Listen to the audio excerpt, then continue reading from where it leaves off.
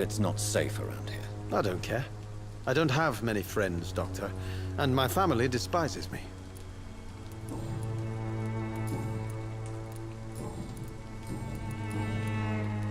Tell me, Mr. Nethercott, why seek inspiration in Whitechapel? The place is not beautiful per se, but how to explain it? Stirring and challenging. Do you not think it a little morbid? On the contrary, sir. Whitechapel is full of life, full of beauty. Just like my dear muse, the wonderful Camellia. What can you tell me about Camellia? Not much, and that's the beauty of it. She can't speak, you know. She's a locked mystery who exhales kindness and sweetness.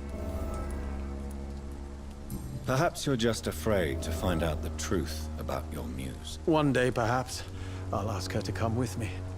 But will she still be my wild flower of Whitechapel if she moves uptown?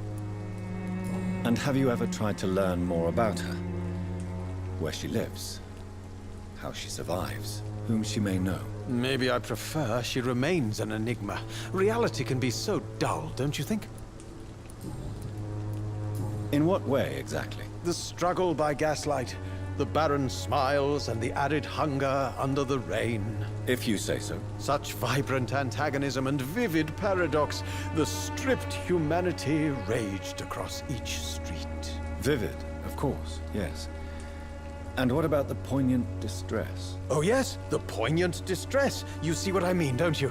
That's what I want to write about, and that's what Whitechapel is made of.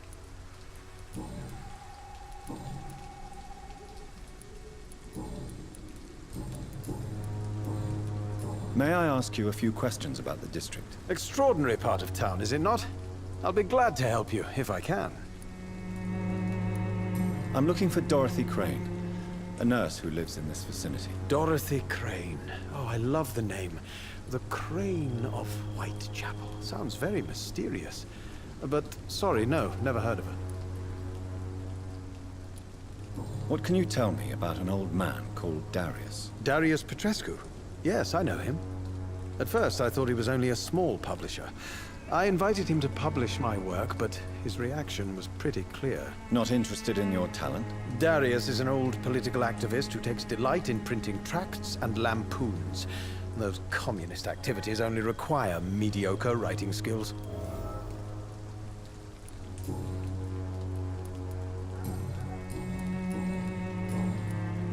I'll leave you alone, sir.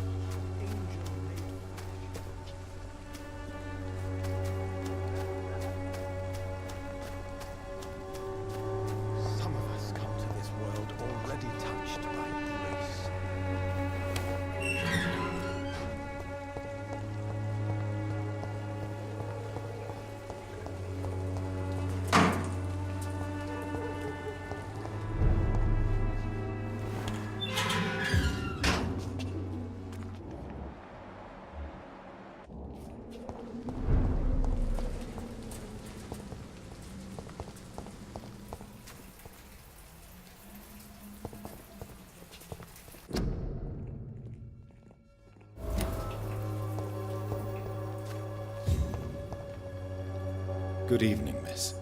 I'm Dr. Reed. I'd like to ask you a few questions. I know what you're thinking. A tall stranger who meets a girl in the street at night. It reeks of the penny dreadfuls. But I mean you no harm, truly.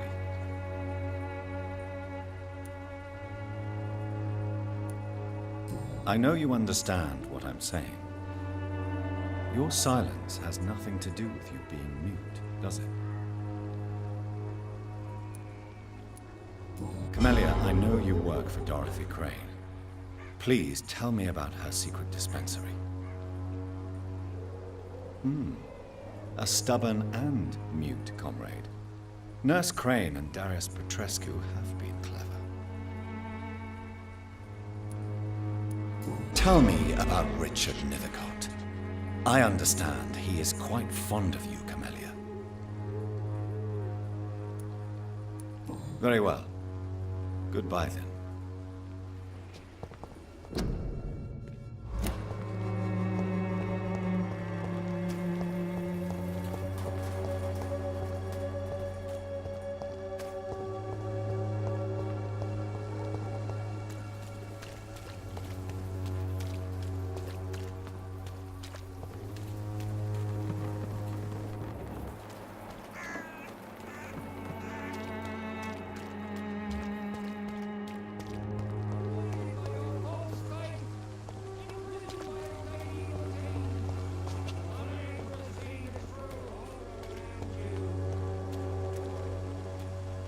Good evening, Christina. Change your mind, Mr. Reed?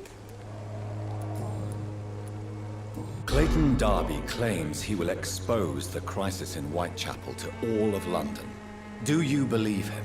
I believe Clayton's courage will erode with time, until he finally leaves Whitechapel to start another fight somewhere else.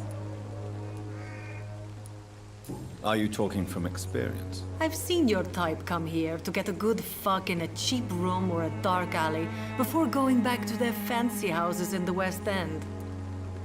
Why this skepticism? How can you speak about starvation if you've never been hungry? Or about poverty? Or anything else you have never suffered from?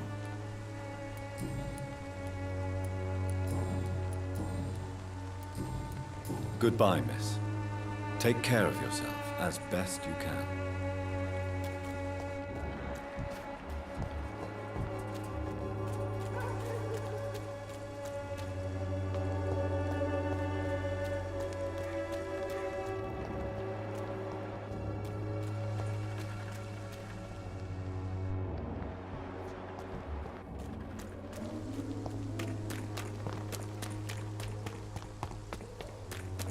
Please, I don't have your money. Come on, Barrett, you know the game. You pay for peace of mind.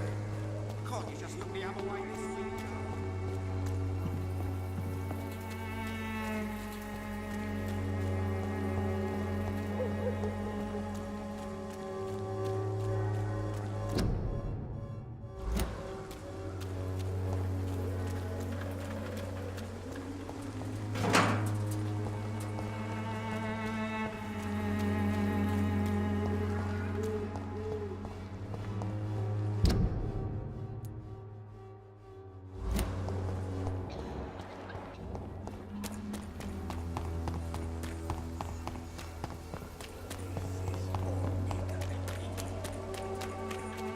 As long as you have the money.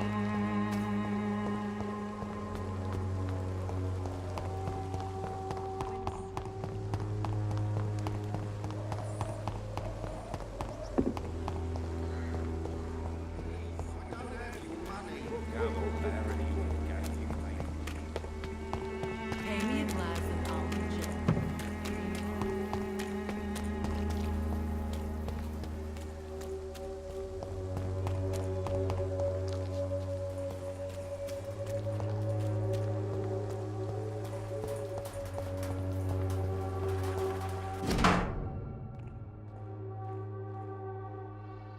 The content of Darius' letter to his children could give me more leverage to enter.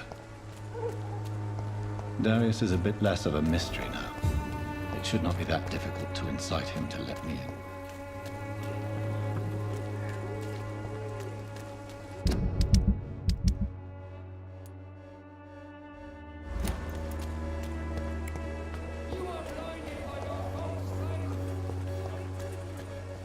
Cheap price, good quality.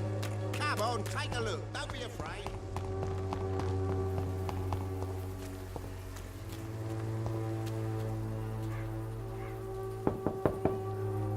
Mr. Petrescu, just 1 minute, please. You again?